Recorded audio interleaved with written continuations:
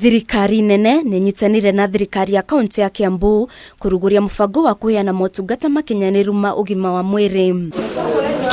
Imwe cia thibitari iria itanyitwo kugunika na unyitaniri uyu iria ni Githunguri na Wangige level 4 na thibitari ya KARURI kuria itanyitwo kuongerera makiria ma itanda 200 hamwe na thibitari ya KIHARA iria igukorwo igithondekwo na kigina kia milioni 210. A total of the population is 180,269, and Githunguri Health Center has the highest population of 35,340. Akiaria hindi ya kigumano kia uthuthuria wa motungata ma Urigitani hari thibitari itiganite, munene wa motungata ma ugima wa mwiri Adan Halahe nierire thirikari ya kaunti ya Kiambu kunyitanira na gavana wa kaunti-ini ino Kimani wa Matagi hari gutigirira thibitari ciothe ni ciakorwo na indo cia gikiro kia iguru niguo gukinyaniria motungata ma ugima wa mwiri.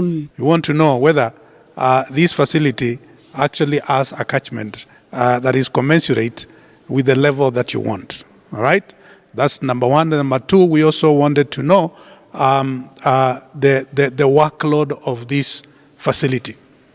And the workload you are going to give us is the current workload of the facility that you already exist, isn't it? We will see how we can collaborate with the county government and see how we can improve on the 4 areas the facility can operate on. One of them being the infrastructure, the human resource, the equipment and the health product. Mwenene wake minister wa ugima wa mwiri kaunti-ini ino Elias Maina nyatugiritie unyitaniri uyu akiuga ni ukunyita itemi hari kwambatiria ikiro cia urigitani. Yes, we know we are not yet there, but we are getting there. Gerifotira Kameme TV, zitagwo Wirimu wa Kimani.